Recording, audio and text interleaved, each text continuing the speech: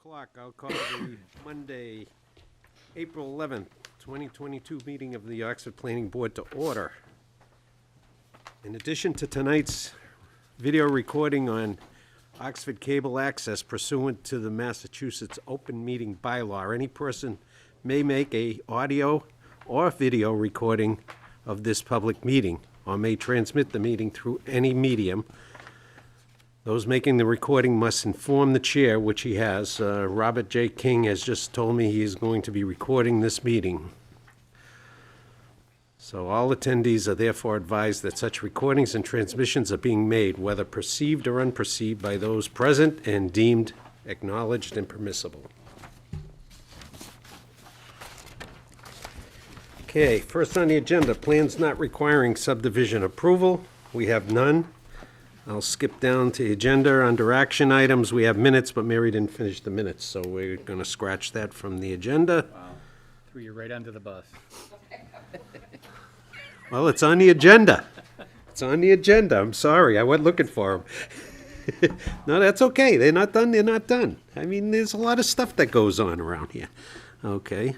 Under old business, 608 Main Street, a report on the status of storm water management violation. Tony, turn it over to you. Yes, good evening, Mr. Chairman and members.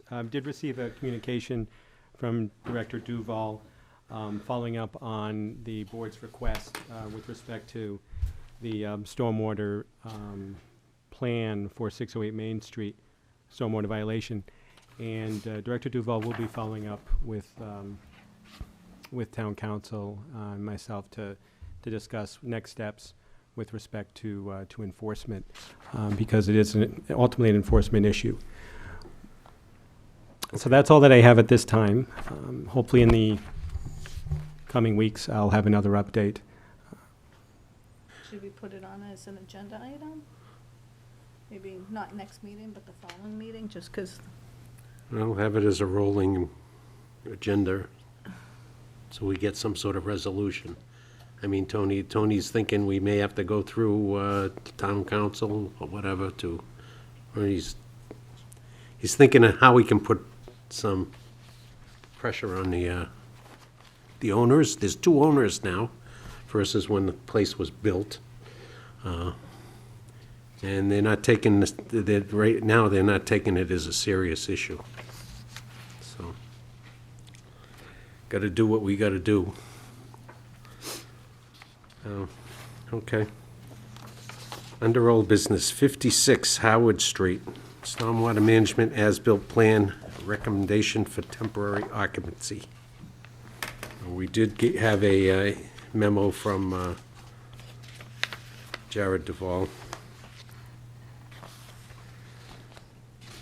dated April 11th, 2022. Based on a review of the above documents, which were the plans, whatnot, and he also received documentation from the builder regarding the fact that there was a picture supplied showing the recharge area, the recharge system on the Lot 8. Anyway, the proposed grass swale along the westerly property was not constructed by, I'm told it will be within the next week, and acknowledge that the perimeter drain does not have daylight as called for an approved plan, but instead discharges to an infiltration pit. I do not necessarily take exception with the deviation from the plan, but defer to the building commissioner on the matter. 3, the site has not yet been hydro-seeded, but I am told it will be done within the next week. 4, the as-built plan adequately reflects the dimensions of the constructed asphalt driveway. 5, adequate photographic evidence has been provided to confirm the installation of the subsurface recharge system. And 6, the as-built plan engineer certified the site was constructed, meets the performance standards of the current town regulations, in his letter to me dated today. The as-built plan should include the swale once constructed. I deferred to the board and the building commissioner on the prospects of issuing a temporary occupancy or waiting until after the swale is constructed. and documented on the as-built plan.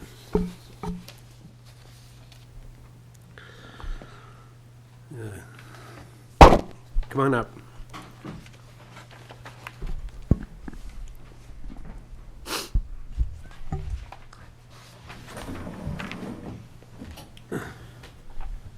Well, I'm not sure what the building commission is gonna say about the infiltration stuff. I don't know anything about that. As far as the swale, okay, you're gonna do it, and then it's gonna be put on your plan.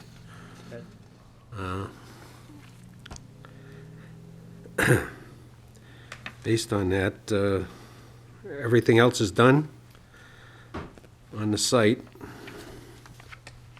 And they have access, whatnot. What were you looking for temporary? Just a temporary so they could stop moving their stuff into the house. The swale, one side was done today, the other side's being done tomorrow. Okay, And the only thing we got left to do is to rock hound the land and hydro seed it. That's okay. it. You feel 60 days? I would assume so, if he's gonna hydro seed in the next week or two. Well, I think we want to see some grass attempt to grow, right? You know? 30 days is too short, I think. I agree. 60 sounds reasonable. 60 is reasonable? Okay. All right, entertain a motion to inform the zoning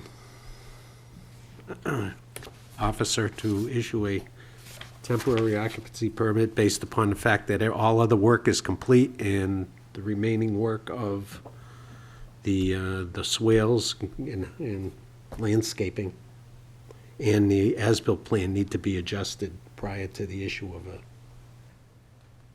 permanent occupancy permit. So moved. Second, Seconded by Greg. Okay, further discussion? just a quick question. Shouldn't Jared be the one talking about whether that, was it a Caltech chamber you put at the end or something like that? Shouldn't he be the one deciding whether that one's good, not the building commissioner? Well, Jared's the one that's saying he defers to the building commissioner. on I know, the but fact. Jared is the PE, the building commissioner is just a building commissioner. Am I right? It's the perimeter drain he's worried about, I guess. It's a permanent drain, and, I mean, when you call for an inspection, it's the building inspector who comes out and inspects the perimeter drain with the foundation before you backfill. Right. But my question is that you modified the plan. Instead of just daylighting, you went into a Caltech chamber. But it's impossible to daylight it. You got a permanent drain that's 7 feet below grade on a Yep. flat lot. You cannot daylight Okay. unless you run it out into somebody else's property, which you're gonna run it another 300 feet to get to a hill. Did you show a daylighted perimeter drain on the design plan? No, according to my engineers, it was not on the as-built. Anything that was on the as-built was in red. No, on the design plan. No. But there was something out in the back, though. There was a pipe going out way in the back of the left property line, I think. Which is the perimeter drain that goes out, and it drains into like a dry well pit is what it's doing. So, okay. So you built it per the design. That's not what Jared says. That's At fine. least he doesn't know about it. He- Says he right here, didn't- daylight not possible, drywall installed, Okay. right? Yep. That's fine. I mean, I'm sure it's probably gonna be fine. You know, it's all the houses we've done on that strip have all been done the same way. I just don't see what the issue is now, where you can't physically daylight a perimeter drain on these lots. It's impossible, Right. unless you pump the water back up to the surface, let it drain back down into the ground. Yeah. You can't do it. Well, I think all we need is a memo from the building commissioner saying that he inspected the perimeter drain system prior to backfill, right? Which he That's did. what you're saying. Yes. And you can get that within your 60 days, right? Yeah. Yeah, As long as he signs off, we don't care. yeah. We need that just to satisfy Jared's comment. Okay, staff, Tony? Yes. Okay, so, any other discussion? There being nothing, roll call vote. Chris? Say aye. Yes. Yes. Aye. Aye. Aye. 6 affirmative votes carried.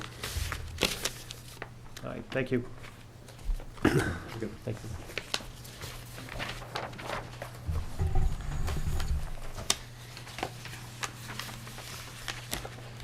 Okay. Time being 7:05, we have a public hearing. Proposed zoning amendment, Chapter 2, District Regulations, Section 2.3.7, District Boundaries.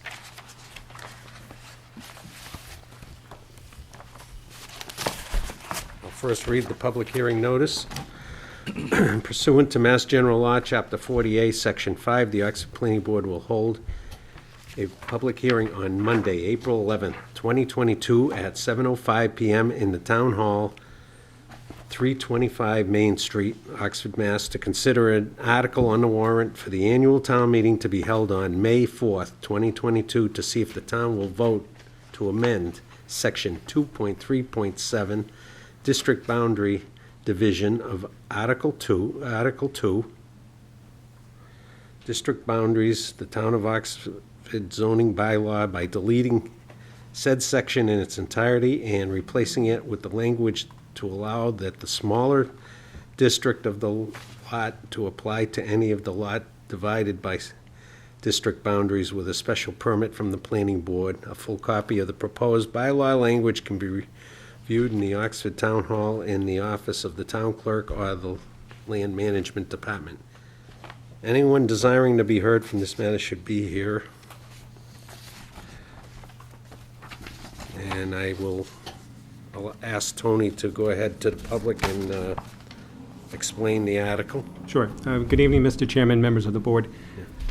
I prepared a PowerPoint for tonight with respect to all the zoning amendments, but starting here first.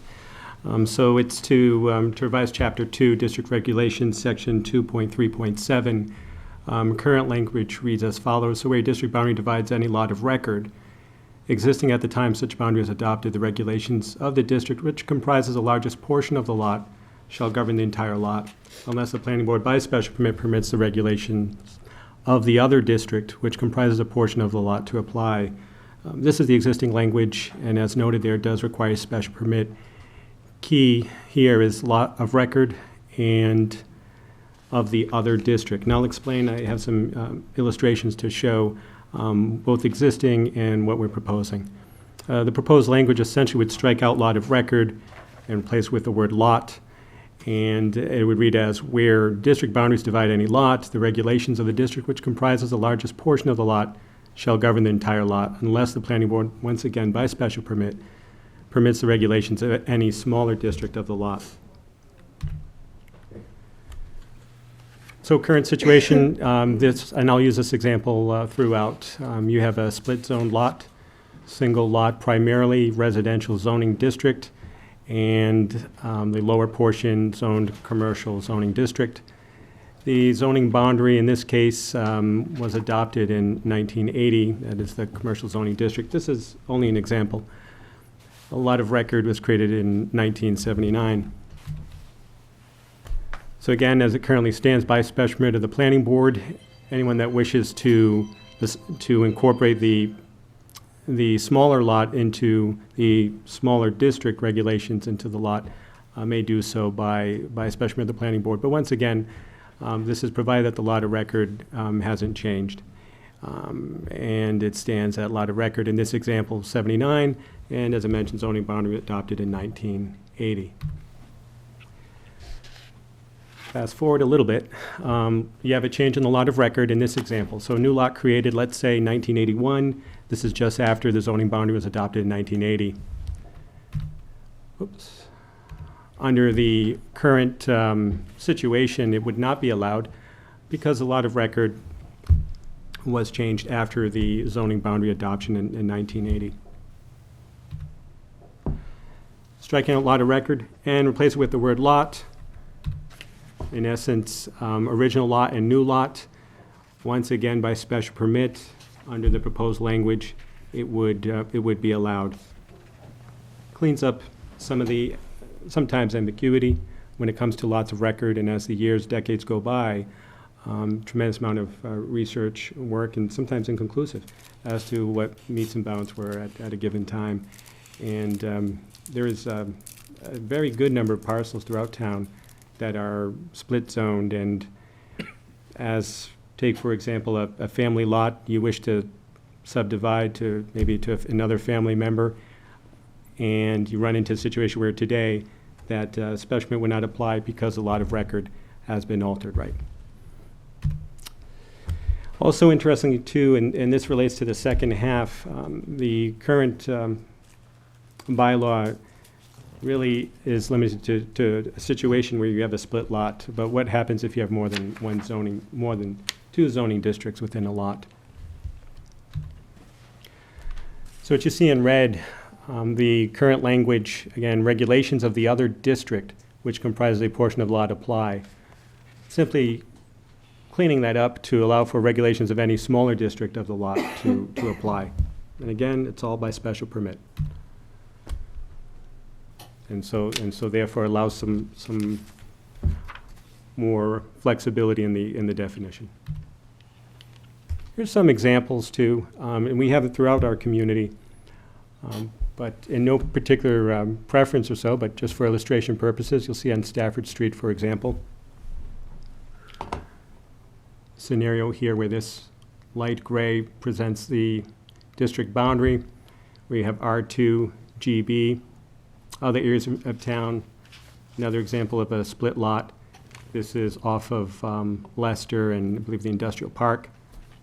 Not to be confused with this easement that cuts across. But you do have split lots in town and other areas of the community where it's typically GB and residential, so general business and residential. But you do have other scenarios where you actually see something like this, where you have more than two, I should say. See this lot 12, just for orientation, runs along the entire line here, goes out and around. This is a real example on Route 20, Southbridge Road. This is for reference where the mobile gas station is, extra space storage. So here's a scenario where you have three districts. You have both I, industrial, right over here in this corner, R2 residential, and GB. Again, under the current regulations, it leaves it open-ended as to where you have three zoning districts apply, which one actually would apply if you want to, if someone desired to go with a smaller district. So with the revised language, it clears this up. That's all that I had for this piece, Mr. Chairman. All right. It makes sense, Tony. I don't know why lot of record was put in the original, to tell you the truth, other than it was new at the time. You know what I mean? But other than that, time marches on. And lots do change. And But the again, intent does not. The intent was to allow all these, so in fact, that's a tool the planning board uses when you have mixed use, like businesses and residential. Stafford Street is what you said. We changed that so that it would allow, businesses to be using old residential buildings to create a general business situation. So, and again, if I may, I think the takeaway here tonight is the most important safeguard is that special permit, where again, the board has the discretion as you correct. did previously. by special permit, all the abutters get to know what the intent of the person that owns that lot wants to do. So. Okay. Okay, any questions from the public on this particular zoning amendment we're gonna have through the town meeting to change the definition of lot? No? Okay. Anyone from the board? I know we've talked about this for the last 3 months to get this to this stage of the game. No, I think the proposed language is a lot more direct and easier to understand the intent. Yep. Yeah, you come up to the mic, please.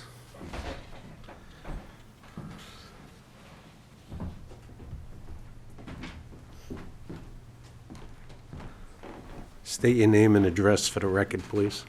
Hi, my name is Moises Rodriguez. I live in 172 Southbridge Road, North Oxford. Me and my wife, we're just wondering exactly what is the purpose of changing a zoning from residential to business?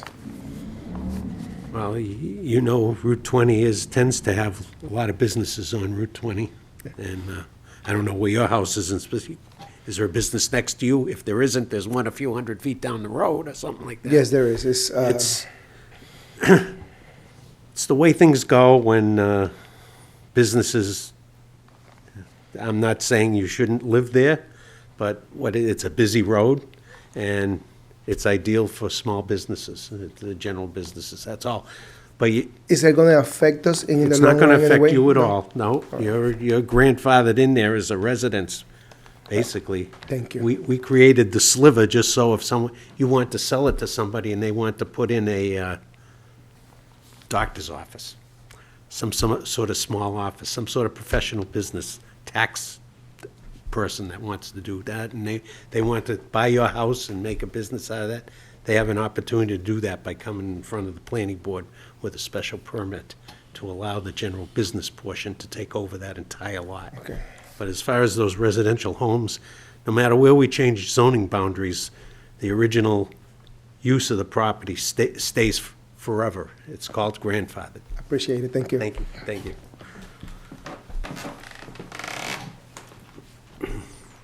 So, anyone else?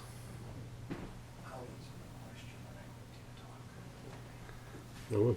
Okay, entertain a motion to close the public hearing. Second. Seconded by Craig. Roger made the motion. Okay, any further discussion? There being none, roll call. Aye. Aye. Aye.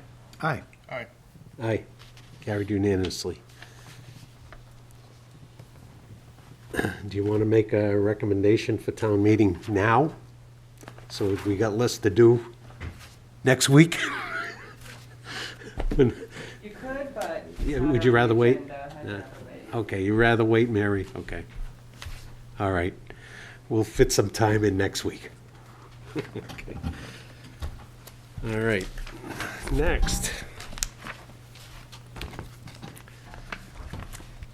At 7:10, we have a public hearing for proposed zoning bylaw and zoning map amendment, Chapter 23, marijuana overlay district extension, including the zoning map amendment. And I'll read the public hearing notice.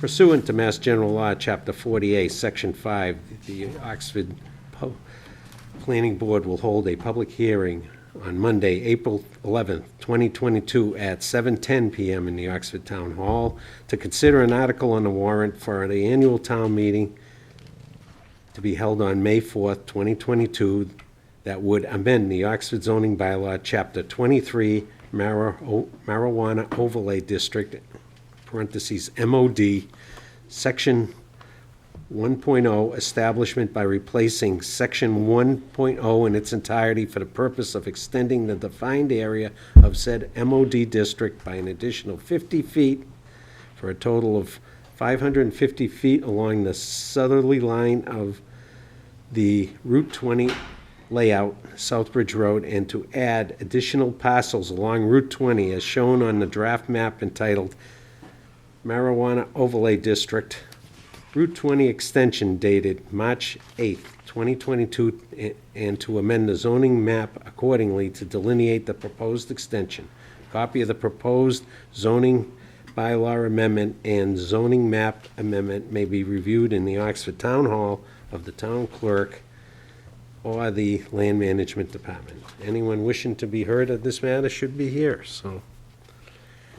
Tony, I'll leave it to you again. Thank you, Mr. Chairman. So this one is the extension of the marijuana overlay district.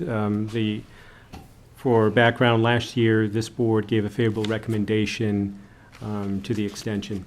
And the language is identical. The plan area is identical, and I will go through it with you as well. We did find last year it was consistent with the master plan, particularly as we talked to creating business opportunities along Route 20. And the proposal went before town meeting last year. Although it did not pass, it did receive a simple majority of the votes. I believe it was 76 or 75 to 45, where as we know, it is a zoning amendment, does require 2/3 vote in the affirmative. Unfortunately, at that meeting, there was a call for the question prior to the presentation that I gave last year to this board. Hopefully this year, there'll be an opportunity to present to at town meeting as well, and hopefully be able to answer any questions that the public may have also. In the meantime, tonight, I'd like to go through the slides. They, again, should look somewhat similar. They should look identical, the map, to last year, and also happy to answer any questions the board may have or public may have as well. And here's just a recap of the notice as you read, Mr. Chairman. Yep. The language in bold, so we are looking at extending, originally it was 500 feet from the south of the southern line of Route 20, extending an additional 50 feet for the purpose of clearing up boundary line questions. And I will show the illustration as to what I'm talking about exactly. We'll also include the parcels along Route 20 identified as parcel B09 Assessor's Map 06A, B85.02 on Assessor's Map 8A, and a portion of A03 on Assessor's Map 03. At a depth of 250 feet north of the northern line of the Route 20 layout, a portion of parcel B01, B02 on Assessor's Map 08 at a depth of 40 feet of the southern line of the Route 20 layout. Hopefully the illustrations will make more sense. What you see in red is one of the two sections. So here we are, just for bearings here, at the corner of Route 20 and 56. Here's a total of 5 parcels, all Zone GB. We are looking at extending, here is the limit in blue of the current MOD. Look to extend it over to 20, all the way up to French River Crossing Bridge. There are 2 parcels, this parcel, which would be zoned in its entirety, part of the overlay. Should also be important to know, as we know, the overlay district requires special permit of the board. The second parcel in its entirety is a smaller parcel.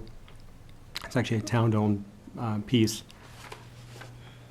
And then you have the other 3 that are split zoned. And as we mentioned before, even last year with split zoning, it does require a special permit of this board also. So 2 permits. Tony, how do we define that eastern edge? How do we define that? It's to the culvert, did you say? Or is it to the property line? We have it defined to the property line. Okay. I mentioned to the French Thought you River said Crossing, Yeah. just for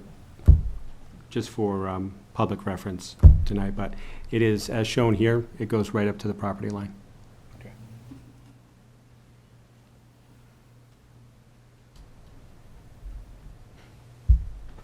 This is the other section. Everything in blue is existing, and what you see in the red is a 50-foot extension. So it's that line that reads 550 feet of the southern line of Route 20. And what we're doing here is clarifying some questions of where exactly the older boundary fell. And there are some parcels that were just give or take on the old zoning map, questionable 2-3 feet or so difference, subject to a lot of interpretation. We felt by putting in a 50-foot boundary would make it more definitive. And again, where you have split zone, still requires special permit. And again, where it's MOD, also requires special permit. No fault. As I mentioned last year, we're putting an overlay together, right? And at that time, reference of 500 feet north, 500 feet south. So, quick question. Mhm. Is the state taking any property along that street So you define it as 550 feet from the sideline, from the southerly line of the From the center of the state road. layout, right? Mhm. So do we need to define which state layout? The one now or the one that the states eventually may take at some point, if they're taking anything? Whatever happens in the future will be applicable. So in terms of the layout itself, there's no major takings along 20 Okay. that would significantly alter. But again, whatever happens now or 50 years from now, we're still focused on the center line out. 50 Center line out. Correct. And you say center line in the definition? I just didn't see this. I should say from the northern line and southern line Okay. of the Route 20. Yeah, I can move a couple feet, I guess. I don't know what's gonna happen there. All right, as a member that was on here when the first MODs were developed, it was developed around the intent of having 2 retail marijuana establishments. As a board member, we felt at the time that probably was big enough, and those areas were what appealed to us as a board on Route 20. But what we've found in the meantime, we've actually had an additional marijuana-controlled facilities that were in the MOD, just happened to be that way, that are suppliers of product, growers of marijuana. Those are controlled by the same Cannabis Control Commission. And also, if you've read the paper and that, you found out there's laboratories that are controlled by the Cannabis Control Commission. All those are marijuana facilities. And it just opens the door for additional supplemental places that works with the marijuana establishment. So that's why Tony was thinking of the 50 feet, because it allows more parcels in the Pioneer Corporate Park. If someone else wants to create a building that's growing marijuana or whatever, it allows that ability, whereas right now, they wouldn't be in the overlay district. And there's been talk about the old bank branch there on 56 and 20, that in this day and age, you're not going to see too many branches being used by other banks. So what's it going to become? I don't know. Maybe it can become a small laboratory, small something that works within the marijuana district. Right, Tony? That's basically the bottom line, why we were seeking to elongate the potential for other marijuana businesses. If I may, Mr. Chairman, I'm able to zoom in a little bit more closely. The pinch points here of the blue, again, which is existing, specifically, there's 2 particular parcels, which is actually this light corner here, which is this larger parcel, and also this corner here. By extension of the 50 feet, definitely clears up and shows that it is clearly within the overlay. Again, where it's split zone, like I said before, requires special permit. But otherwise, as existing, the fine line is a give or take, and again, subject to interpretation by whoever is building commissioner at the time, whether now or 10 years from now. I feel like that this would give a fairer opportunity, a lot more clarity for folks. Still, all the other restrictions that are in place, all the other requirements that are in place still apply. We're just adjusting the zoning map to give people a fair interpretation of the layout. And even absent with any improvements along 20, along that corridor, still that 50-foot gives us ample buffer. And you actually see it in another zoning piece too, where we take that into consideration. Mm-hmm. One last point too. So this was interesting. So this comes from the Division of Local Services, and just wanted to share. This is since 2019, with respect to cannabis here in Oxford, actual local revenues brought into town. And so in 2019, 37,549, and in 2021, 360,425. That's with Curaleaf, one retail. We do have a second retail license that's out right now. We are capped at 2 retail licenses. That would also in the future would include any, as you mentioned, Mr. Chairman, the opportunity of labs. There's growing interest in that. Certainly cultivators, as we approved last year, BVO going to the system, and just relatively speaking, opened up recently Haven. Maybe it's been 6 months now, but they too are also in the system.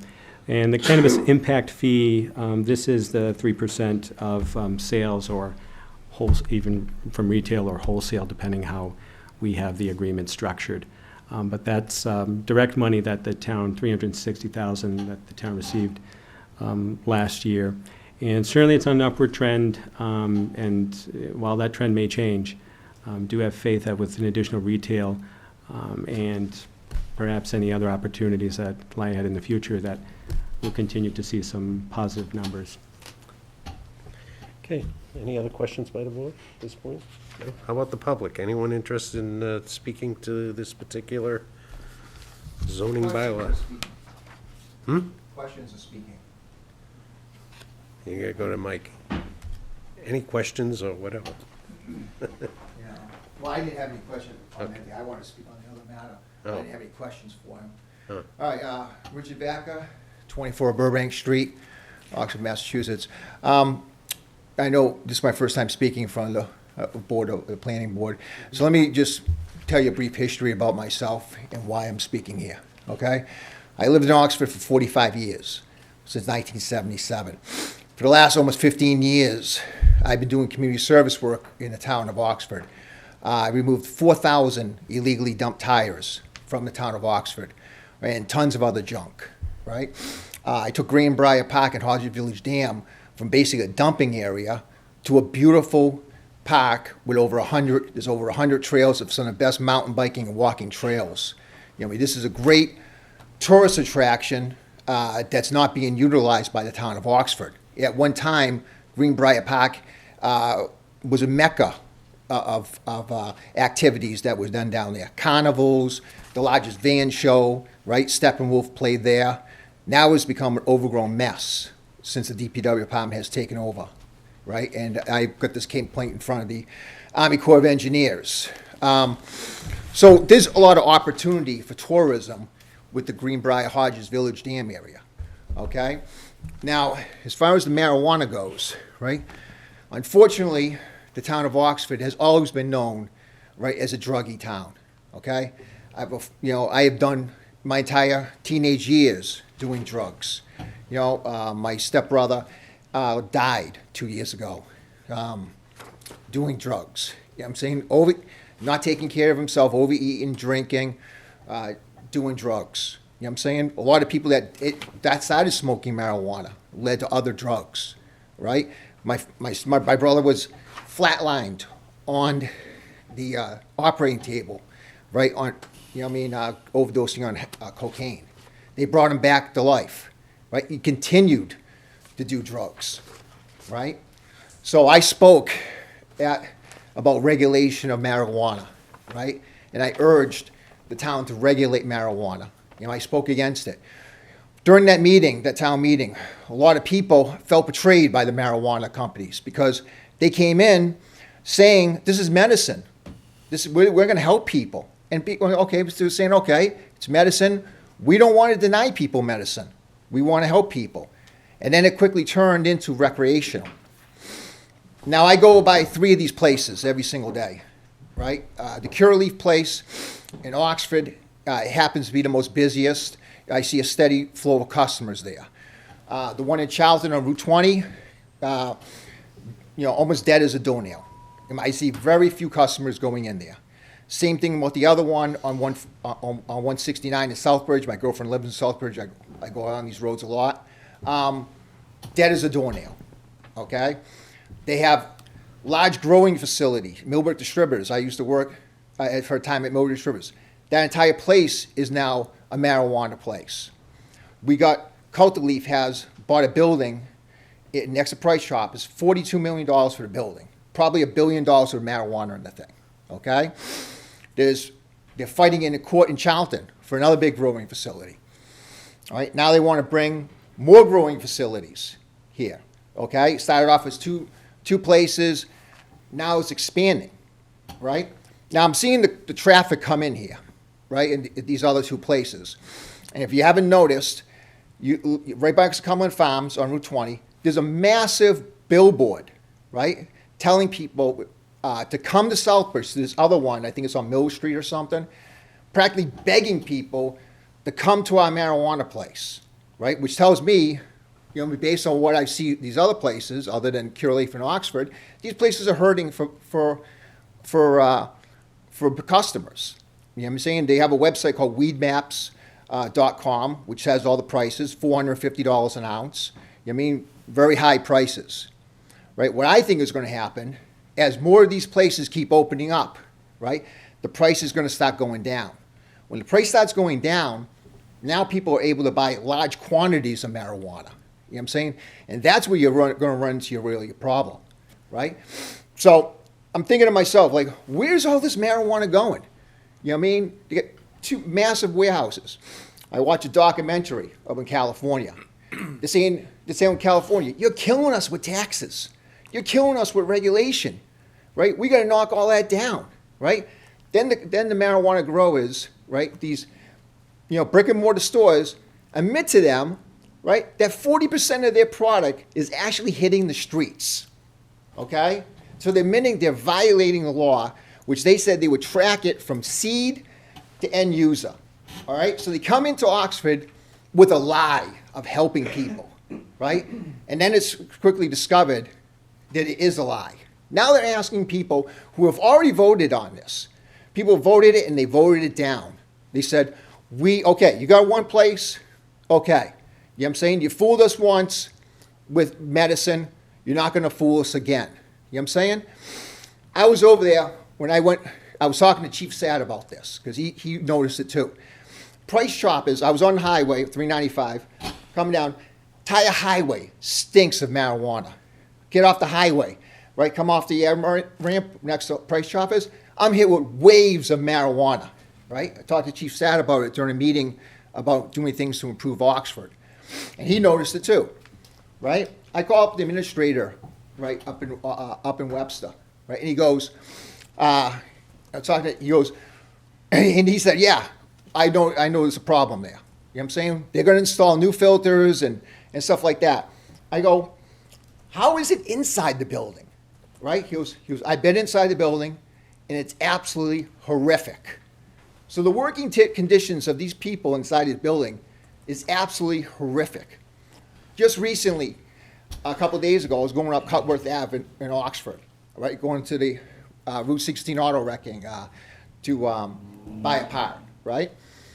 Waves of marijuana smell, right? On Cutworth Ave in Oxford. I'm like, did they open up a new marijuana place in this area? I talked to some local businesses, and they're like, no. You know what I mean? So this smell, all the way from Webster, is coming into Oxford, right? Anybody, like, they want to do this rezoning thing, right? They want to build 320 houses up there and stuff. Nobody wants to smell all this marijuana. You know what I'm saying? Mm-hmm. So their thing of this not going to impact the community. What's impacting me, I'm part of the community. I mean, I left this part of my life a long time ago. I said, you know what? Drugs aren't productive to my life. You know what I'm saying? I've seen too many people fail. You know, the reason why we study history is to learn from people's mistakes. So they say, you know what? I'm going to listen to you, Rich Vaca. I'm not going to make the mistakes you made, right? I'm going to learn from your mistakes, right? And I'm going to better my life. You know what I'm saying? You know what I mean? Drugs actually put me behind many times in my life, right? I don't have an addictive personality, you know what I'm saying? But because of my community service work, that changed my entire way of thinking. You know what I'm saying? So, I mean, that's why I'm against it. I mean, that's my feelings of it. You know what I'm saying? Like I said, the voters have already spoken. And as far as this rezoning goes, let's talk about the history of Route 20 here. Route 20 was a regular road, like any other road, right? People lived on that road. This gentleman over here lives on the road, okay? Now, because of rezoning, right, businesses moved in, and it forced people out. I mean, that's why you see very little houses, right, even from Worcester all the way to Sturbridge, they're actually on this road, right? Now, this is not, this rezoning thing, they're actually, if you look across from where Greco Stone Yard is, across Route 20, where they're building a new road up to the other end on the Auburn-Oxford line, right? You'll notice there's a slab of concrete there, right, up on a hill. Well, that used to be a hotel that went out of business, and somebody dumped 50 tires there, and I picked them up, okay? So there were businesses there that went out of business, right? There are other businesses, a Chinese restaurant that used to be right on the Oxford line, that used to be I think it was Uncle Fred's, and before that was a strip club, right? Well, they're out of business, right? This Route 56 that they're tearing half the side of it apart already, it's the only way into Oxford where you actually don't see an abandoned building or any blight. You know what I'm saying? And they say, well, we don't like all these trees, right? Nice scenic route into Oxford, right? We're going to rip them all out. So what you're talking about, when they talk about this rezoning thing, right, what we're really talking about, right, we're talking about taking the entire forest down, which I have a picture of it, right, and we want to talk about disclosure, right? A lot of talk in the papers about disclosure. Disclosure is, we're talking about wiping out all the way from Route 56 all the way to Lower Dock Brook and Auburn, the entire forest, wiping it out. Businesses, houses, forests that nobody's ever been to, because there are no trails there, there are no roads other than the road they just made, right? So the town manager, right, when we talk about disclosure, this is what we're talking about, disclosure, right? We want to see the map, right, of what, I know in her office, there is a map that says, what is this place going to look like, right? And before you deforest Oxford, because like I said, I've been here for 45 years, and a lot of these businesses you see weren't here, right? And it's the same old thing, right? They say always begging for money. They need more and more tax money. Taxes never go down, they go up, right? So you're going to tell me you're going to wipe out an entire forest, displace millions of animals, kill millions of trees, right? And you're going to get more tax money in, more money from marijuana, and people's taxes are going to go down? They're going up. Right? My family pays $7,000 in taxes in Worcester. So anybody thinks, right, that their taxes are going to go down because they're wiping out this forest is sadly mistaken, right? And it ain't just we're going to wipe out this forest over here on Route 20, right? They're working on Fort Hill Road. We're going to start wiping out those woods. We got Chimney Pond coming in. We're going to wipe out those. I don't know if you've ever been down there, right? I did a lot of environmental cleaning up there. It was a mess. I used to rope swing into Chimney Pond when I was a kid. There's a historical road that goes from Chimney Pond all the way to Eddy Pond in Worcester, right, in Auburn, right? It goes all the way to the back. Actually, the trail ends, and you can actually look across and see the boat ramp, right? It was an historical road. I mean, that is a beautiful place. I mean, after I got done cleaning it, and somebody came down I think it was like 2 years ago, and they dumped 450 tires, which they got all stacked up right now, right? And Chief Stats got pictures of them, right? And so, I mean, now we're going to wipe that out. You know what I'm saying? Then they're working over on Cutworth Road. They built a big, huge power station, which I have no problem about these solar panel farms, right? You want to take over an old farm, make a solar farm, I have no problem with it. But when you start deforesting areas just to put solar farms up, now I got a problem with it. So they're basically, what they're doing is, right, all you hear the town manager talk about and the board of selectmen, like, oh, they're so jealous of Auburn, right? Well, people live in Oxford, they don't want to live in Auburn. If they wanted to live in Auburn, they would go to Auburn. You know what I'm saying? They like Oxford. Oxford is a woodland, farming town. I mean, it has been developed a lot over the years, right? But that's what we are. People, I mean, you take away, I mean, our woodland areas, you're ripping the guts and soul out of Oxford. You know what I'm saying? You know, I wish the town manager, right, who comes from Sutton, I wish the Board of Selectmen, right, and some of the larger families in town, right, would love this town as much as I love it. You know what I'm saying? And would want to preserve it for future generations. I mean, I thank you very much for your time. Okay. Right? I know it was a long and passionate speech, but I got a lot in me. All right. You No, know? thank you for your community service. Yeah. Okay. Okay, where were we? I forgot. Anyone else?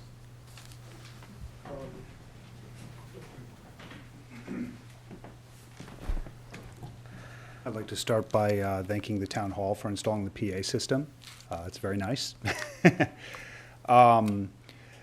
I want to say I have an enormous amount of respect for Director Sousa. However, having just had this voted on last fall, and my conversations with voters, kind of a lot of people feel like when they vote on things, it doesn't really matter, because just a short time later, then the town will just bring up the vote again and keep bringing it up until they get what they want. And so it's very demoralizing, and as you can hear from Mr. Vaca, you know, some people are still not convinced that, you know, we really want to expand marijuana use. And so I would ask that the board consider maybe waiting a couple of years before bringing this up forward again at a minimum, just to show respect for the people who don't support it, who did vote at town meeting and voted against it, causing it not to pass. Thank you.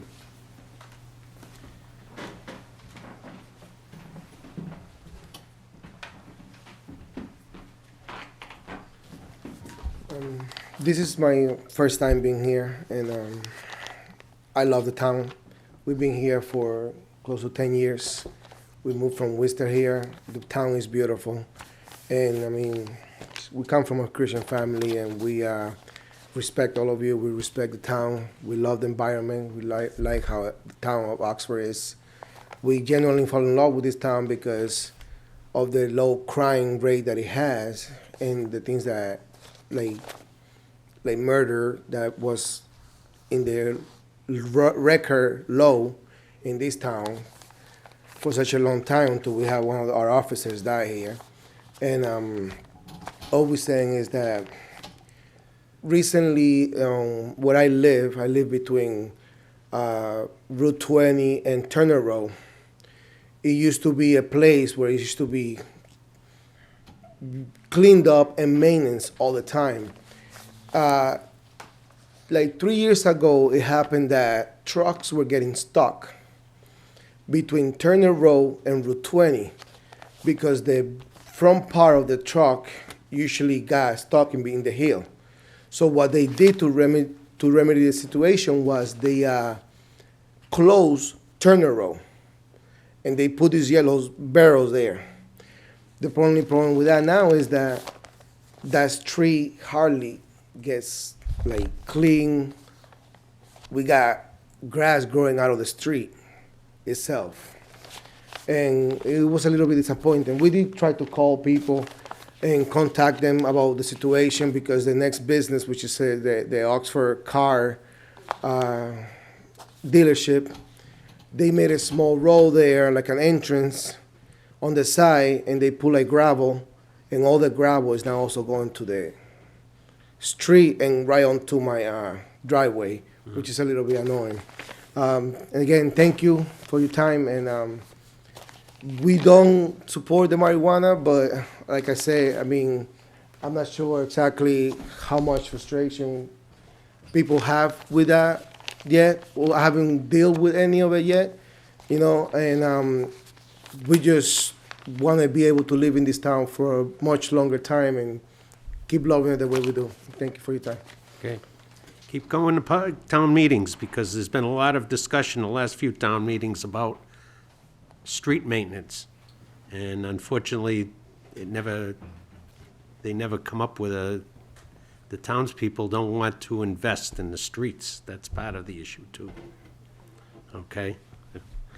Nope, town meeting is where it all happens, and That's why we're having this meeting, to let people know what's gonna be at town meeting, and whether you oppose or agree or whatever, you go to town meeting. You've gotta vote, okay? And you gotta register pretty dang quick, too. I think it's, next week is the end of, registering for the town, within the town, to go to the town meeting. Anyone else? No? Entertain a motion to close the public hearing. So moved. Okay. Seconded by Roger. Further discussion? There being none? Christine? I say aye. Aye. Aye. And I say aye. Carried unanimously, 6-0. Okay.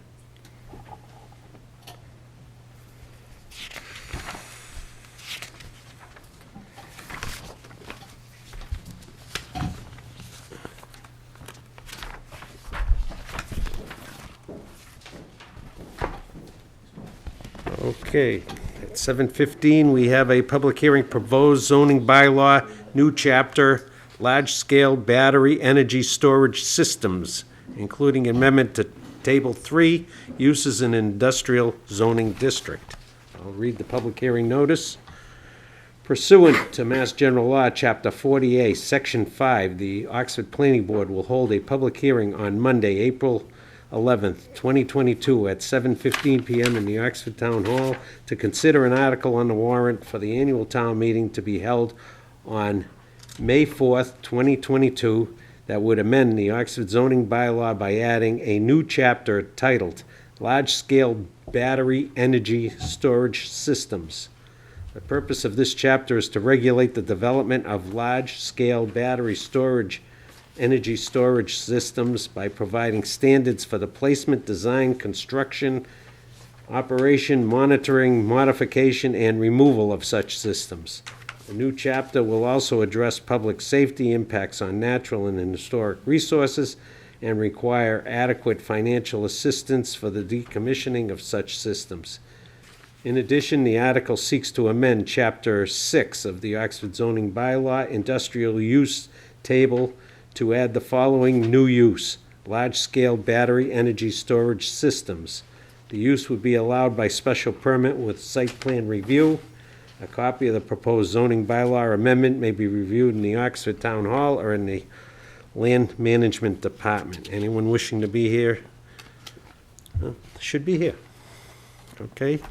Tony, I'll turn it over to you to inform the public of Sure. this one. Thank you, Mr. Chairman and members. So this particular item, as mentioned, large-scale battery energy storage systems, is to create standards, to create guidelines for this type of use within the town of Oxford.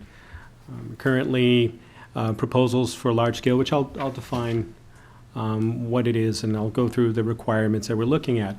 But if an applicant were to come in, and we have received some general inquiries in town, but if someone were to come in to propose a large-scale battery storage system, it would fall under the miscellaneous category in industrial, and with no guidance to the potential applicants, no guidance to this board, no established guidelines, and so on. The adoption of this chapter will assist folks, and I think this board, with reviewing such proposals. And further too, secondarily, could also complement the solar bylaw as well. So let me go through here some slides I prepared for you tonight. So the purpose is to better regulate development of large-scale battery energy storage systems by providing standards for the placement, design, construction, operation, monitoring, modification, and removal or decommissioning of such systems that address public safety, minimize impacts on scenic, natural, and historic resources, and to provide for adequate financial assurance for decommissioning. The battery energy storage system is a much important and growing area of technology, of energy. Back in 2015, the state commissioned a report to look into how these types of systems could complement the existing demands on the grid. and how we could also probably tag this along with the vast array of solar throughout the Commonwealth. And as the years have gone by, they've created more and more incentives to assist with the deployment of this type of technology. The footprint for such structures, too, are much smaller than the conventional types of electrical generation. Not only smaller, but shorter construction times. These are modular units, in essence, and they're really can be designed for storage that can also be sized according to the site and according to demands. So incremental capacity can be added to increase the size of the project. Some have coined this almost as a sort of plug and play in the concept in the industry, and making it efficient to locate in adjacent to substations, solar fields, and power plants and such.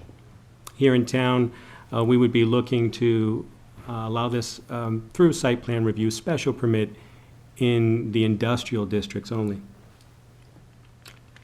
The other potential things of interest that some have deemed potential benefits, it does assist with the skyrocketing growth in distributed generation. So particularly, going back to solar, how do you harness that, not overcharge, but that surplus of energy? And battery energy storage is one way to do that.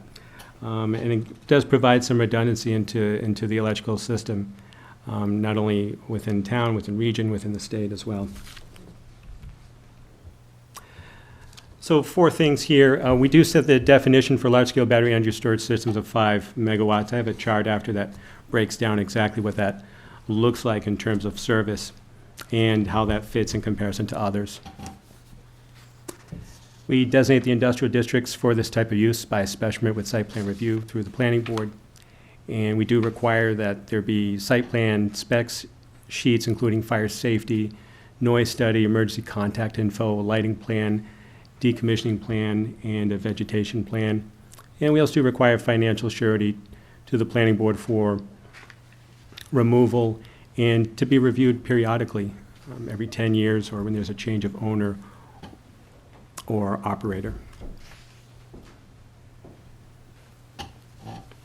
This is sort of the typical modular unit. And I found this illustration online, but in essence, if you envision a container-type structure sitting on a pad, it does require, so from left to right, a cooling system, your battery system, power management system, power conditioning system to invert the power from DC to AC or convert AC power to DC, and then also the actual battery management system to monitor the current voltage, temperature, the state of the charge, and so on.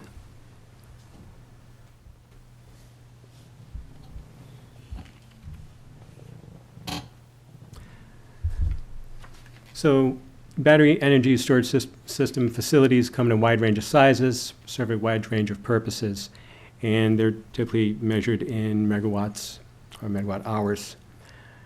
Here's a chart that shows the capacity ranges, typical energy storage applications from investor-owned public utility, municipally owned public utility, private landowner, private residential. And at base between investor and municipality owned, you're gonna have 5 megawatts to start, and which at bottom, you're looking at approximately number of houses to be powered from 330 up to 40,000. Private landowners, private residential, private businesses, smaller systems, which still regulated through the state electrical code, as I understand, still regulated through building code as well. What we're focused on is these larger scale developments. Here's a snapshot of several locations, and for a sense of reference, kind of where things are. Actually on the right, the Moss Landing, just of interest, it's the largest facility to date, as I understand, out in California. The other three, the Medway, Cranberry Point, are currently under review, both at the municipal levels in these respective communities in Medway and Carver. North Reading is now operational, and it's a much smaller system. But when you're looking at for example, the Medway project in Cranberry Point, any project over 100 megawatts requires approval through the state DPU. Or, forgive me, more specifically, the Energy Facility Siting Board. And so any larger projects of 100 megawatts or more, petition to construct is required through the state. Any less than that may still go before the Facility Sightings Board, provided if they are a public service corporation. Not all are, and there's definitions to that as to how state defines a public service corporation. But they may in fact be exempt from local zoning, but they would have to petition the Facilities Board. What we're looking at least some of the projects that have been sort of scattered around, not throughout these are all larger scale, but throughout the region, is we've seen some projects that fall typically between 5 megawatts plus. The 100 plus scale is sort of the outlier, if you will, from what we've seen in this immediate region. This is some benchmarking provided by ARUP, and they are consultants in this field. It shows a snapshot of projects, and these are all of greater scale of 100 megawatts or more, but basically everything you see in purple throughout country at pre-construction, either through planning development stages. Green is currently operating. Yellow, which is few, under construction, but you can certainly see that, and this has only been in the last few years. This information, to my knowledge, was pulled probably a few months ago. But to the point of reinforce, it's a growing area, and we believe the importance of having guidelines in place for the benefit of everyone, for this board, for prospective applicants, so people know exactly what is required of them. Okay. All right. Well, my feeling was battery system should have been included with all these solar farms, okay? Because they generate electricity and they push it onto a grid at certain hours of the day, and that's it. I don't know how the state even controls it. So I think everyone uses energy day and night.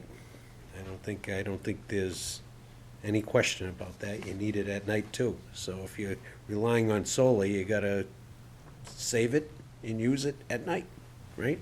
And I always thought it was something missing from solar farms, so I guess the state finally concluded, yeah, it's missing from solar farms. And that came out, that came out in the 2015 report Yeah. that the state commissioned, with all the investment going into solar, all that energy going into it, if you will. How you capture that for future Yeah, is critically important. true. So, Rich, I got a question. Yeah.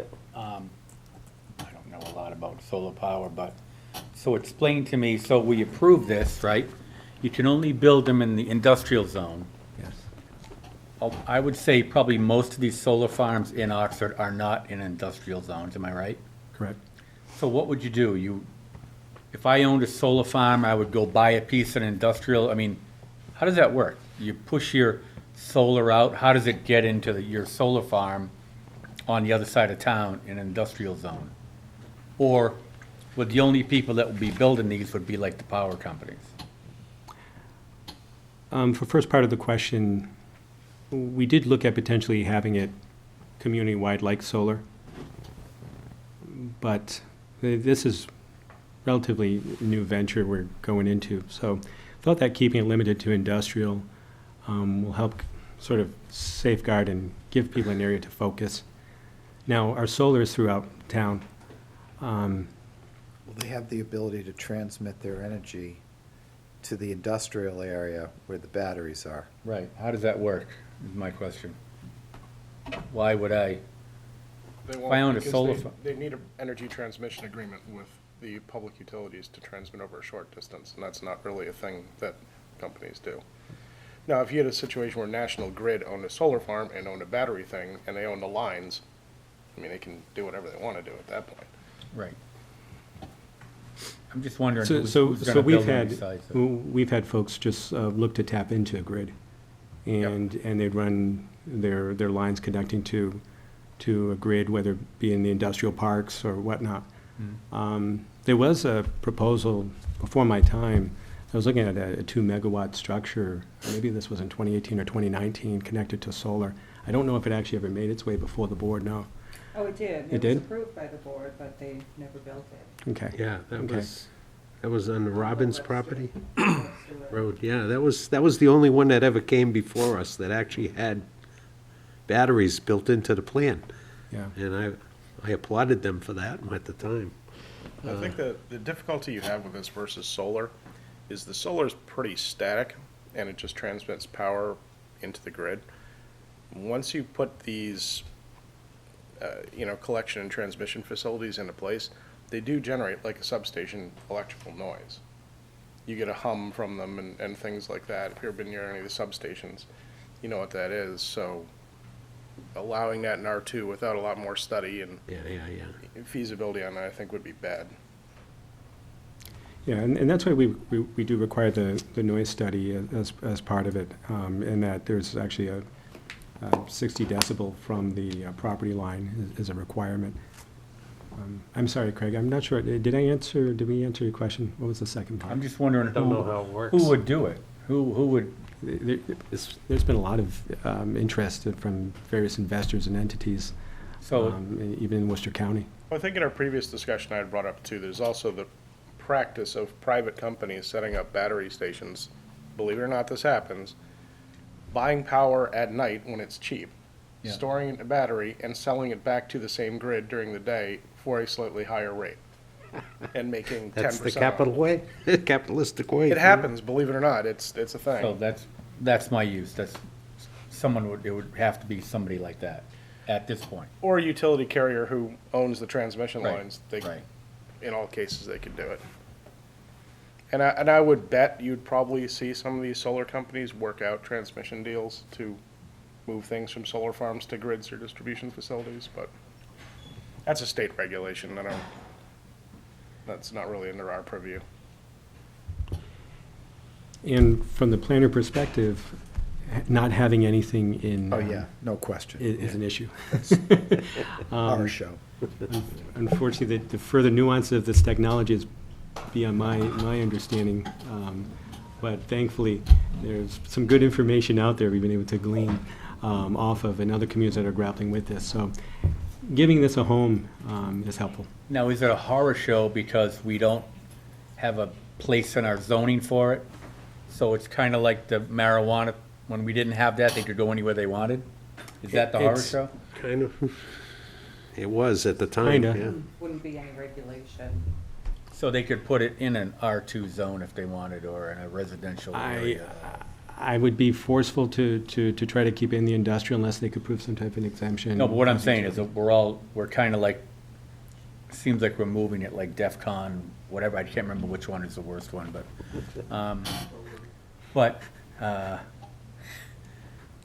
so we're kind, are we pushing it, or we need to do this, is that what we're saying?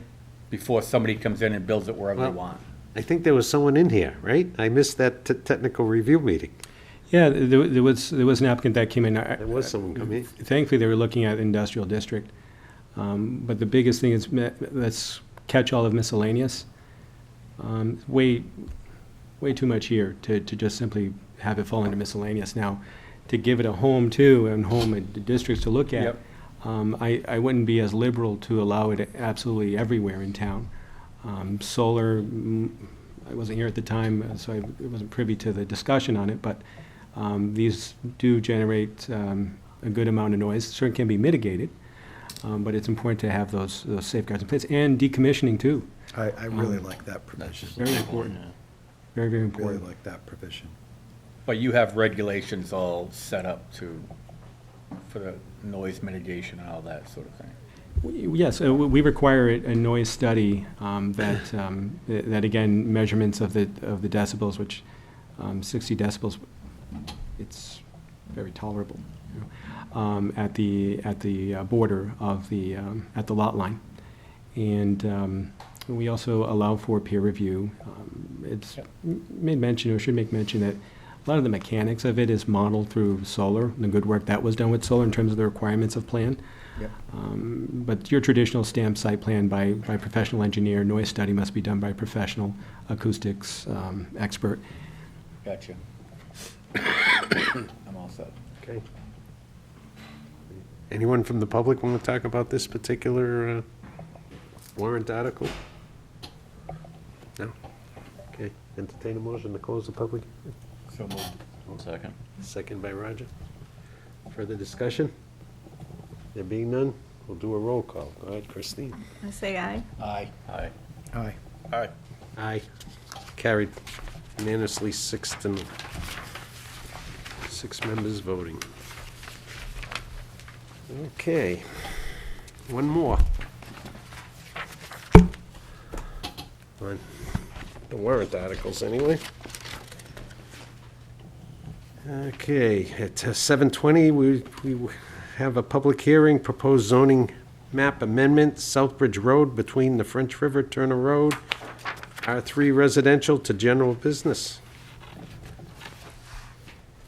First, read the public hearing notice. Pursuant to Mass General Law, Chapter 40A, Section 5, the Oxford Planning Board will hold a public hearing on Monday, April 11th, 2022, at 7:20 PM in the Oxford Town Hall to consider an article to be included on the warrant for the May 4th, 2022 annual town meeting that proposes to amend the zoning bylaw by adding the general business zoning district by a distance of 75 feet from the center line of Route 20 Southbridge Road along the southerly portion of the roadway between the French River and Turner Road. The proposed map change would include the following properties identified on the Assessors Map 8A, parcels B, 04, 05, 06, 07, 08, 09, 10, 11, 12, 13, 14, 15, 16, and 17. The properties are currently within the R3 zoning district. Copy of the proposed map amendment may be inspected at the Oxford Town Hall, in the office of the town clerk or the land management department. Any person interested or wishing to be heard should be here. And Tony, turn it back to you. Right, and so last zoning amendment for tonight is the proposed zoning map amendment, R3 to GB. As you read, Mr. Chairman, the description of the area. Let me jump right to the map itself.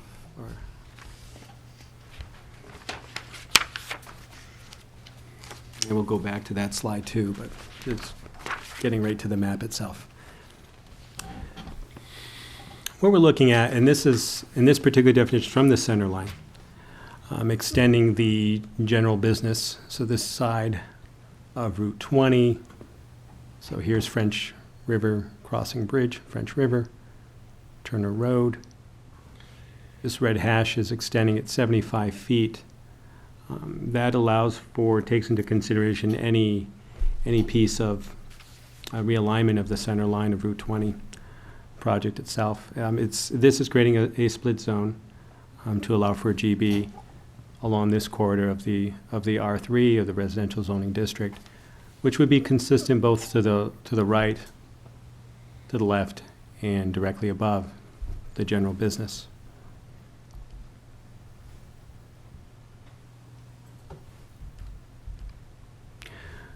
As part of this, we did send out a notice to all the property owners. It's a total of 14, and it was also published, certainly like all of the notices in the Worcester paper. So Tony, can I ask you a question? Can you go back to that map? So the GB up on top, so is that the north side of 20, and then R3 is the south side? Correct. Okay. Correct. So the new zoning would include the property, like this house, you can see like there's houses on that road. Correct. And I have received calls from folks with respect to how exactly this would work out, and really, what happens with the creation of a split zone. Again, you have the benefit of where it is zoned R3, that remains. But if there is a desire for the property owner or a couple of property owners to consider a commercial use that falls under general business, they may, again, sounds redundant, but an important safeguard, come before this board under this zoning through a special permit and convert, if you will, to a GB use. And this 75 feet, as you see in red, question that's come up too is, again, this pertains to the lot. So although there may be a house, if you will, within the hashed out red, keep in mind that this pertains to the lot itself, regardless wherever structures fall onto the properties in themselves. Another question that has come up too is, what would this mean in terms of how the properties are assessed? And they're assessed based upon what is existing, and they'll be assessed on what's existing 5 years from now, 10 years from now, and whatnot. So that won't change. The history behind this. So, Tony, Sorry.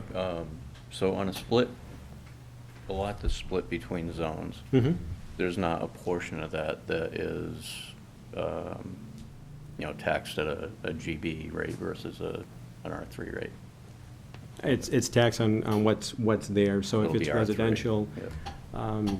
if it's commercial when it shouldn't be there, it's still taxed. Yep. If it's, R3 is pretty generous in terms of number of units, right? But let's just say if this was an R1 and you had 4 units in an R1, well, you're assessed at that. It might be a violation in zoning, but it's assessed at what it's there.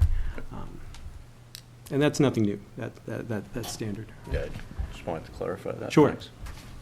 So No, I Tony, why appreciate are it. we looking to rezone this Sure, area? sure. So, and this leg here is the only residential within Route 20, this stretch here. And did receive an inquiry from one of the, I believe one of the property owners, or one or two of them, that were interested in potentially, is this something that would be of interest to the board? And I said, I don't know, let me just work on it and see if there's any desire. Interesting, going back though, it's important to note this image here. This is from the official zoning map from 1971. Zoning was much simpler back then. Yeah. It was pyramid zoning too. Yeah. So an industrial, residential could be built in an industrial district even. It was like pyramid zoning there. You could put anything in. So this, going back into the record and trying to understand a little bit, so sometime after 71, R3 was extended, or was not extended, was introduced into this area. We would have traditional zoning, just simply industrial. We didn't even have light industrial back then. That came shortly thereafter. B is for business, obviously IND is for industrial, as we know. But here is that segment from French River to Turner Road, Savory Crossing Road, AKA Turner Road. And this was a distance of 400 feet out. Chestnut Hill is down below, just for reference. But this was zoned commercial back in 70, certainly going back to 71, so 50 plus years back. So this is, a consideration when we look at the master plan itself too. There's a portion in there, 69%, almost 69%, not 70, but 69% of the folks at that time in the survey, in the 2017 master plan, did highlight the need to support more commercial uses along Route 20. And do find, or at least ask the board to consider, that this zone change is not a complete zone. We're not wiping out residential by zoning. We're introducing a split zone here with the mechanics of, again, extreme discretion, I would say, a good safeguard for the board, And also, as part of that, the requirement of the special permit, regardless of the specific use, it's still going to require proper notice to all of the abutters and so on. Rich, I think, Yeah, okay. So that's, You're all set, Tony? that's all that I had. Okay, sir, you come on up. On that map, this basically is my property right here. Yep. Okay, This area right here. yeah. So I know that they're changing this into business zone. My other question was, because this is changing, can anybody come and make a like a business, let's say with loud noises, and how it would affect the residents in that area? That was my whole question. I know they're creating easements in this part of the property, which is affecting also my house in a way that if I ever wanted to sell in the future, I have to sell this house with an easement to the future owner, whether or not they may want to buy it or however it's going to affect the sale. I'm not sure. when you say easement, what do you mean? Is that, are you Well, talking about the, 20. The two- Route 20, yeah, because oh, they're Extension? creating an easement? yes, they are creating an easement on my property, and that was a little bit concerning. We were wondering what's going to happen with They that. didn't take anything by eminent domain there, right? No. Okay, they just, it's a construction easement for the side, when they do the construction on Route 20. They're gonna probably end up doing some A little grading.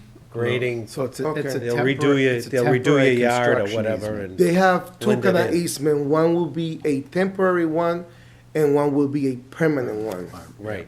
in that area. And that was just my because we don't know exactly what exactly they're doing here. I don't know if they're putting guarding rail like they did over here in the on that side of on Route 20. They put like this barricade, which I kind of liked it because it protect my house from a car or a drunk Yeah, no, driver it's gonna, coming in. it's gonna be divided all the way.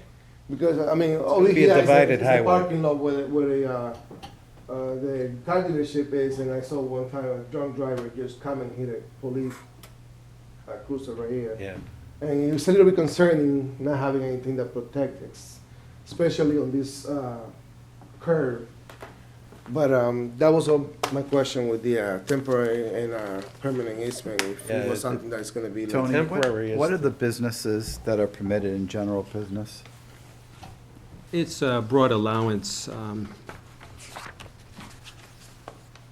But it's not heavy construction, It's commercial business services. so accounting, Small shops. Auto, furniture, eating places, fuel, I'm just going through down hotels, motels, personal services.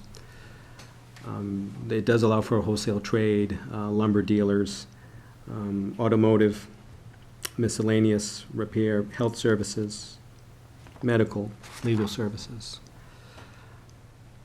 engineering services. It does allow for a good amount, but again, important to note that although by right these are allowed, remember that with the split zoning, this board has the first review, if you will, with the special permit provision, and that's deliberate. If we were to zone it completely, then some of these that I called off would actually be by Allowed right. By right. Yeah. So what he means that they can't just go ahead and do it next to you. They have to come before the board, and like the lighting, the sound, those sort of things we can take into account and make sure that they're not doing something that does something bad to your property. appreciate it. Thank you. Rich, can I make one other suggestion? That if you get in touch with Tony, he may be able to download or show you the current design plan for that. Okay. that And would you'll be able to see your Absolutely. house and Route what 20, what yeah. they're proposing. And we may have talked too before. Yeah, I did spoke with you. Okay, yeah, but I think I still have your number, but either way, Yeah. we should connect. Thank you, appreciate it. Yeah, I will anytime. Absolutely. definitely keep in contact with you. Absolutely. Okay, Thank you. Thank you. Right. okay. Anyone else from the public want to comment on this particular article? No? Okay. Entertain a motion to close the public hearing. So moved. Second. Okay. By the time we spoke. Seconded by Matthew, okay. Further discussion? Being none, roll call vote. Aye. Aye. Aye. Aye. All right. Aye. Carried unanimously, 6-0. One absent. Okay. Well, thank you, Tony, for addressing those 4 zoning amendments. Next on the agenda, 7:25 was a continued public hearing, History Estates, property off History Drive, application for approval of a definitive subdivision plan.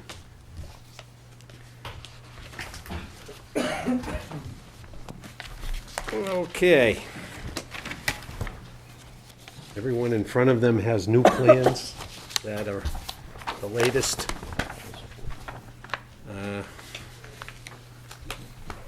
Yeah. They actually, the only thing I couldn't understand with the plans, because I'm not an engineer, was, I know there's an easement to get to the pond, and one of the DPW, Jared, wanted to know the grade and whatnot. I didn't see anything that really documented what's gonna be there as far as a road, access to the detention pond. I know that Director Duval spoke with the applicant's engineer, Jay Dubois, and they discussed you may recall a couple of meetings back, the question about whether fence be required, and Director Duval said would like to have a fence installed. It shows a fence. There was also a question with respect to the grading, and he did look over the grading with the engineer and feels comfortable. Ultimately, his final comments were provided to the board. He feels comfortable with the plan as it shows. Okay, it didn't say whether it was gonna be gravel or what, not. Right. I don't think that was requested, it was just a modification of the grade because it was too severe before. Okay, well, I just wanna make sure he can Prior use, comments. I wanna make sure he can, maintain it, that's all.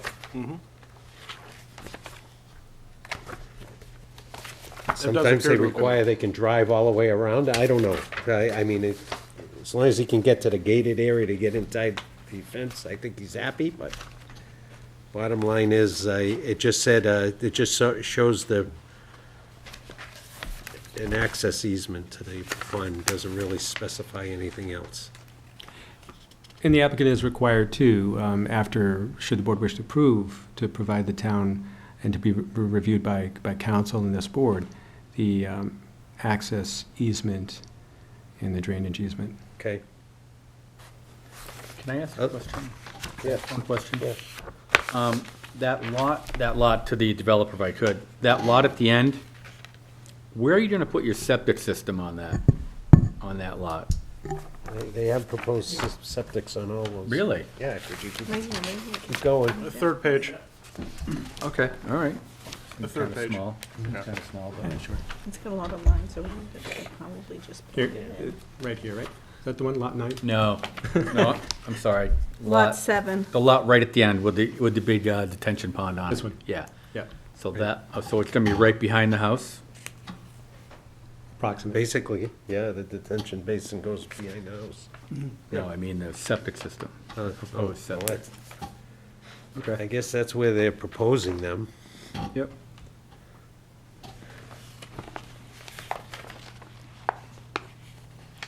Are we just general questions now, or? Oh, yeah, go ahead. All right. Got any other questions? So my other thing,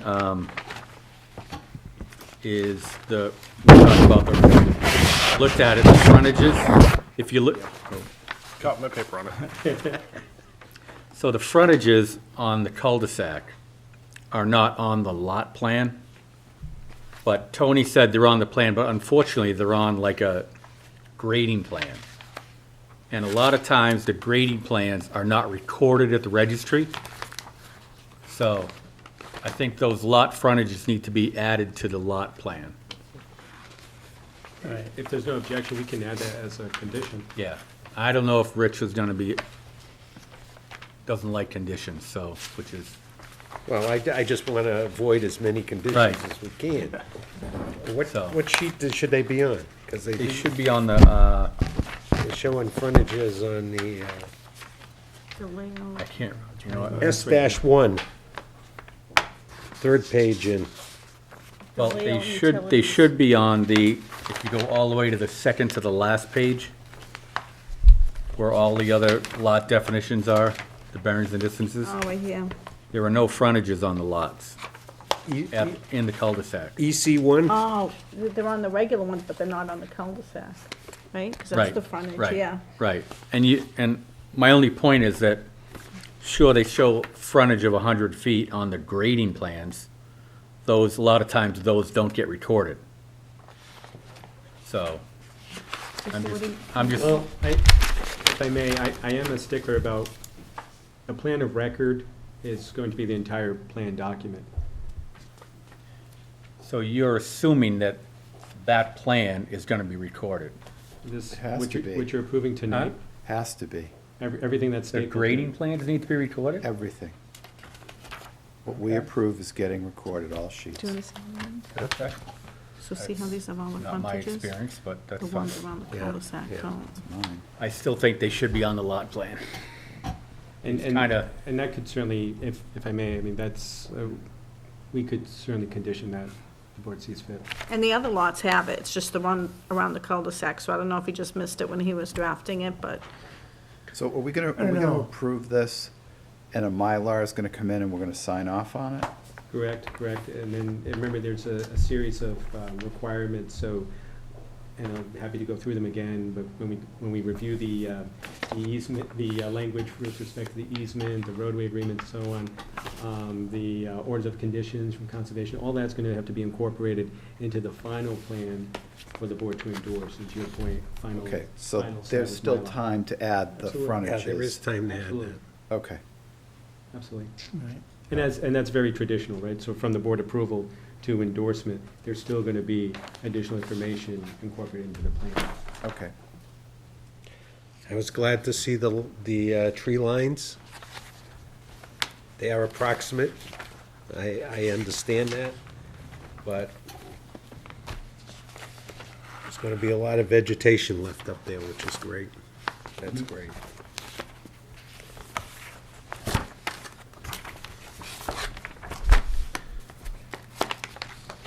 So, I think the applicants, addressed all the concerns of DPW. Tony has updated his draft conditions for this.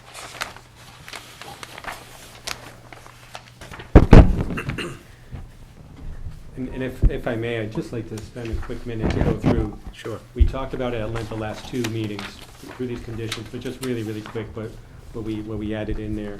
And just putting language under general conditions of approval, defining successors. So the terms, conditions, and provisions of this decision shall run with the land and shall be binding upon the applicant, its successors, and interest in assigns, and shall be enforced by the town of Oxford. That's in page 1. Page 2, we put in the appeals language, which is standard language. Page 5, under conditions made prior to construction of the ways and installation of municipal services. A line in there, just tightening this up, with respect to any removal of fill from the site, shall be subject to approval by the town of Oxford relative to time and manner of such removal. Ensure that such removal is done in a manner that takes into account public safety of the abutters and public ways. And then on the very last page, language prior to the issuance of a certificate of occupancy permit for any dwelling unit, all site improvements related to said unit and providing access to said unit shall be fully completed in accordance with said plan. Alternatively, the board will require performance bond to secure completion of the construction before issuance of any certificate of occupancy.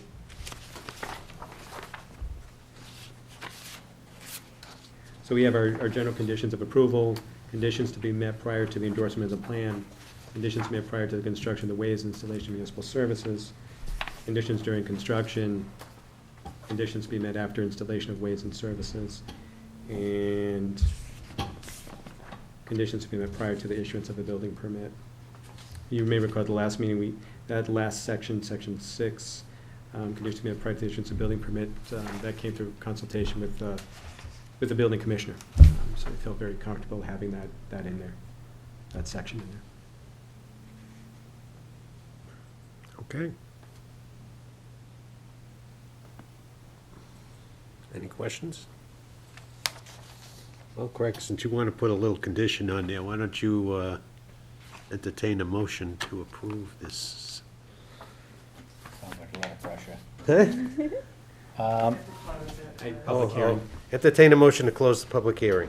I'll make that motion. Okay. Second. Second by Craig. Further discussion? Being none, roll call. Aye. Aye. Aye. Aye. Aye. Aye. Carried 6 to, Oh, did I One absent. get to put my condition on, or we're not there yet? yes, you Now can you put it can. on We have there. to Now we close do it, it. 'cause we have to You close- can put a Okay. condition on the fact that we won't sign it, we won't sign any Mylars until it's on there. How's that? Okay? Sure. There you go. Huh? Oh, I make a motion that we approve this This, subdivision. with a plan date, last revised on April 7th, 2022. What Rich said. Okay. With the condition that the bearings and distances of lot frontages be added to the cul-de-sac lots. Along with the draft conditions. Yeah, the, in your hand dated Draft April conditions 11th. dated 4/11/2022. I'd probably put it under plan revision, if that's okay.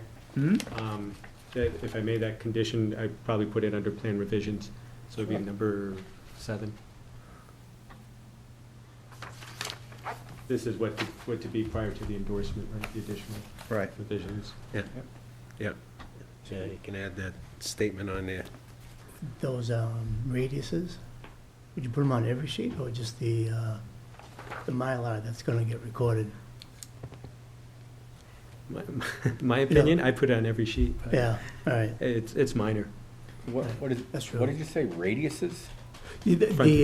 The Frontage. frontage is on the frontage, yeah, radius. it's just a radius number, so Well, you need the typically I would radius see them and on the length. Mylar that you talked about. The I'll say- radius and the length, and Right. if you happen, I don't know if you have any deltas on there or not, but You just have to But- copy and paste it, because it's on one of them, You have it, yeah. Right, right. right? Well, not copy and paste, I don't know, there you go. I don't think, I'm not sure if the radius shows up on that other plan or not, but make sure you put your radius in the frontages along the,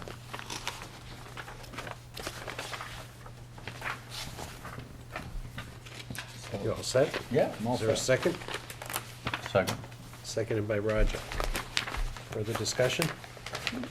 There being no's, roll call vote. Aye. Aye. Aye. Aye. Aye. Aye. Carried unanimously, six voting members, 1 absent. Approved. So you're all set. All right, all right, thank you. We'll follow up tomorrow. Tomorrow, or, all right, okay. Yeah. So that's, you. that's on the- Okay. That's the definitive subdivision, right? So then if you go, right, they're missing from here, right? We have a submission. So then if you go to here, 2 Phelan Ave. Dated 3/25/2022. You could put 100-foot frontage, 100-foot. Oh, we have we have a bunch of stuff here. Applications for special permit. just make sure right? you're signing them Is up. that what we're doing? So we want 2 submissions. you want the front Now, the one I'm talking about right now is an application for a special permit for Just like this. apartments. Special permit and site plan for Fairlawn. Oh, they're all put together here. Okay. The 2 Phelan Avenue Realty. LLC.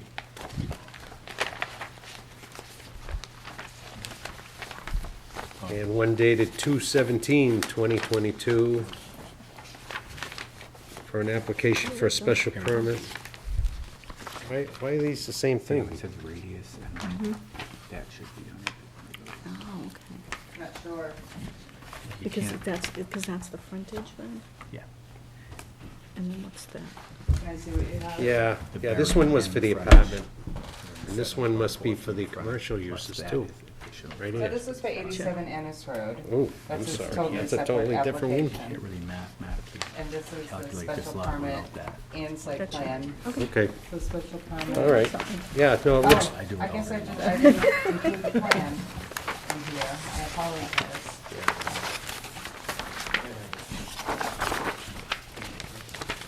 So you should have well, we don't need, received we got the, plans in your packets. yeah, we got the plans in the packets. Anyway, You guys have it up on the screen too.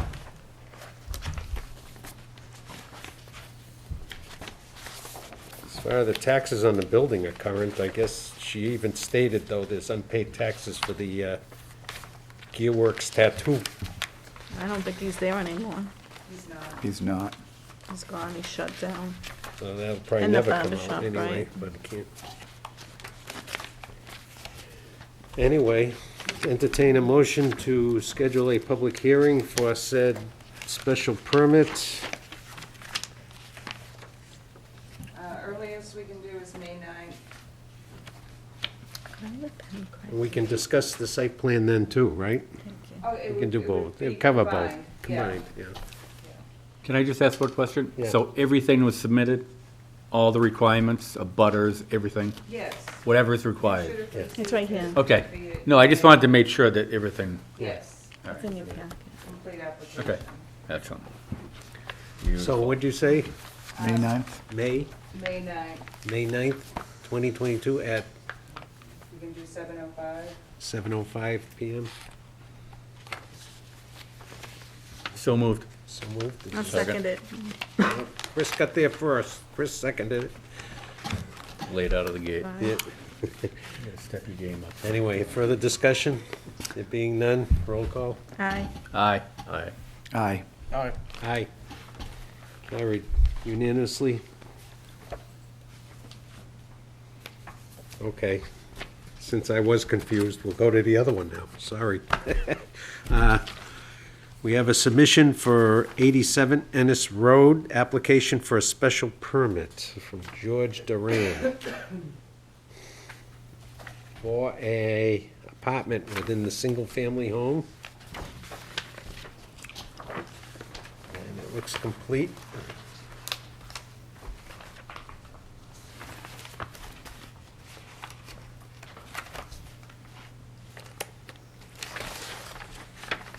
Anyway, I entertain a motion to accept this submission and to schedule a public hearing for, same thing, Same date, May 9th, can do 7:10. May 9th at 7:10 PM. So moved. Second. Further discussion? There being none, all those, roll call? Aye. Aye. Aye. Aye. All right. Aye. Carried unanimously, 6-0.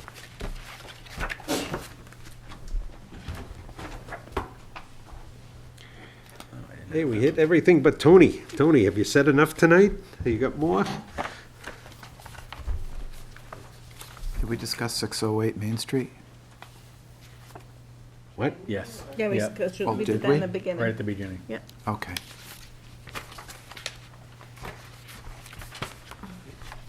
My turn? Your turn.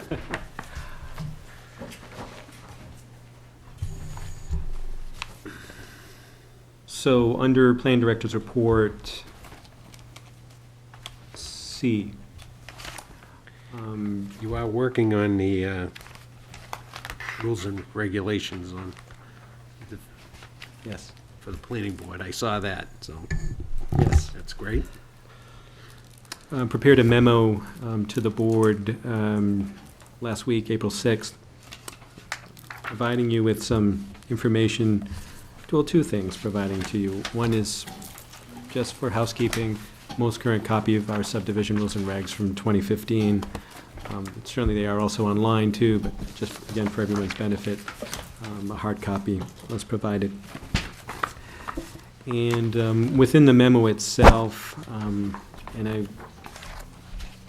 I hope to come back to you in perhaps in that first meeting in May with some additional information and keep this as a sort of a working memo. But I've added or looked into some of the points that were brought up, at least since I've been here, and even more recently with History Estates, with this subdivision, first definitive subdivision in quite some time. A couple of bullets here. Some of it's housekeeping, some of it's just cleaning up. This might sound repetitive, but we talked about the NAVD 88 and updating, making that the current standard for datum, the requirement of HDPE, the high density piping. Reviewing through application requirements, requirements of the rules and regs, there is some discrepancy between the details of what's required. I'm not casting an opinion of which way it should go, but I want to share that with you. I'm kind of do a breakdown, what's in the subdivision rules and regs and what's actually in the application forms itself. It should be consistent, but specifically though, and I'm reminded of A&R applications and what we do require in the application versus what's in the regs, and those should be consistent. So if there's a desire, for example, to see the delineation of the wetlands in the A&R plan at this early stage, then that should be reflected in the subdivision rules and regs versus application. The R factor, so including, there's some things over the years that have been incorporated within our within our zoning bylaw that may also be beneficial to incorporate in our subdivision rules and regs, so it's consistent, particularly R factor, and getting that out of the way. What I mean by that is letting all know that R factor less than 0.4, building commissioner shall not issue a building permit. Helpful that everyone know that, and that be included right in the application, but also incorporating subdivision rules and regs. Also, there's some other provisions with respect to lot size that kind of have been incorporated into the bylaw that I also feel should be incorporated in the subdivision rules and regs. So when you have, I believe it's, I'm just going to call it the 50, I believe it's the 50-foot lot rule, but when you have two adjoining lots, the lot and then, how can I describe this without picture, right? But if you have a frontage less than the required frontage, but yet it's I think it's 50 feet or 75 feet of frontage. Thinking of Lovett Road, reduced frontage lot. 50 feet of frontage. 50 feet. 50 feet of width. Lovett Road was the example, I think, of more recent memory. So incorporating that language, which is in the bylaw, well and good, but also including that in our subdivision rules and regs. So that type of housekeeping. There's been a series of planning documents that we've done, from complete streets to MVP coming to finalization, and any recommendations from that document the board may wish to consider to be incorporated. Ensuring that the document's a searchable document, so that under the table of contents, that simple electronic link click takes you right to the section. Be a lot easier for people navigating through through our document, and that will be standard as we keep on working on updating all of our documents. I really do like to see it done that way, just to simplify things for everyone. Codifying the language regarding the driveway policy with DPW. Some good work's been done with DPW fire land management over the last year with respect to what's adequate for driveways, and incorporating that language for consistency within our subdivision rules and regs. Again, review with DPW of the engineering rules as it pertains to the standards from grades, curves, cuts, fills, and what other requirements are for the cut sheets, what expectations are for the ADA ramps, and so on. I just talked a little bit about the A&R rules. To align the private way design standards with the town public way requirements. where down the road, if there's, no pun intended, if there's a desire to adopt a private way to public, then indeed, it should follow whatever the public way standards are. And also incorporating fire department requirements. A lot of conversation in my short time here about road width, certainly hydrant locations, cisterns and so on, and just providing a fresh update to this document. It's not all. I'm sure there'll be, as we go through this, other things we wish to incorporate. At some point in the future, this will require a public hearing, and we will make it, certainly this draft, hopefully at some point this year, fingers crossed, we can have a final draft. And would require a public hearing, and approval of this is through this board. And it is to be recorded at the Registry of Deeds and with Land Court as well. So it is a good process, a healthy process, and I think now's the right time. Okay. So just wanted to provide that with an update, and feel free during the. What goes hand in We're going hand through with this? that usually in the past is we've talked about fees. Fees. I skipped over fees. Fees, It says fees on update our, fees.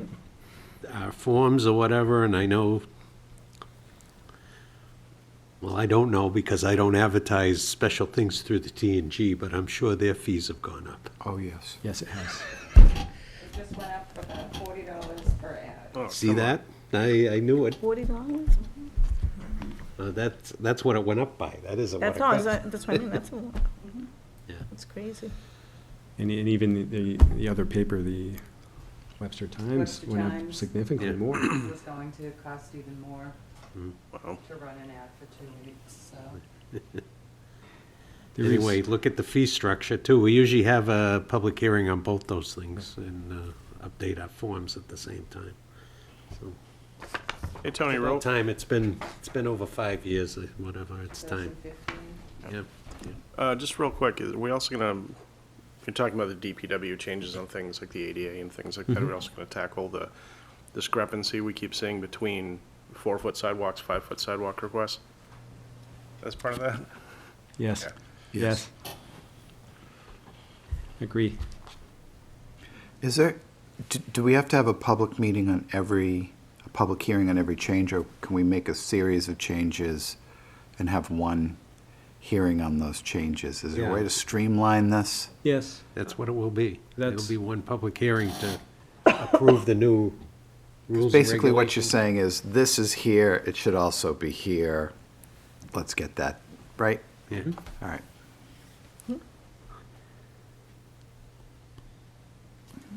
Are we good? You good, Tony? Yeah? I'm just smiling and reflecting over I can see us going through a good, healthy process over the coming months. So, and hopefully we'll come out with a much more streamlined document and building off of the good work that's been done in 2015 and prior, but just keep on moving forward, keep on making amendments to it. Prior to 15, it was 09, and then 2002.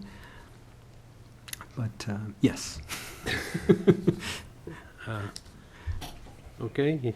All set, Tony? The, if I may, Mr. Chairman, too, we did receive, just under communications, Yeah. from Graves Engineering, the engineer's opinion, construction costs for Kathy's Way. Yeah, I was gonna bring that up. Okay. It's a big amount. But 20% contingency in there. there you go. But if the guy wants to sell one house on an uncompleted subdivision, gotta cover everything. $384,000. Yeah. That includes a contingency. And then we did receive a communication from the AG's office, an email communication that the complaint that was filed back in December of 2021, that's been closed. Okay. So we provide that communication to the board. And with that, I also mentioned, I'd like to mention, we provided copies of tech review meeting we had with Casella recently, and they're proposing to make improvements to their stormwater that will be coming before the board through some type of modification to the previous approval. The other project, well, we have a tech review coming up right around the corner too, tomorrow, regarding potentially a common driveway. And another tech review for Cumberland Farms with potential project down on Cumberland Farms on the southern side of town. So with that, Mr. Chairman, just wanted to share that. The CPTC training too, I'll double check the dates, but should have all received an email. Anyone, again, that's interested in signing up. I don't recall if it's passed, but Did it? I don't think Miss so. it? No, it did not.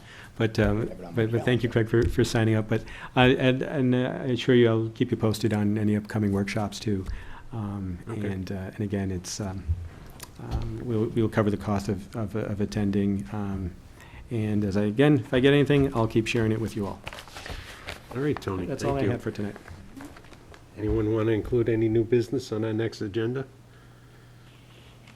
Well, do we have to include Kathy's Way, or is it up to the landowner to advance that and request a bond? And Sure. It's, good question. It's up to the landowner to advance it. so we've provided them with, this is what we'd want for a bond. And if they want to move forward, they have to come before the board. Yes, Okay. yes. And that document would have to be reviewed by council and the board. And engineering, and I'd still recommend have Graves take a look at it too for consistency. Okay. Okay. I'd like to make a motion to adjourn. Seconded. Okay.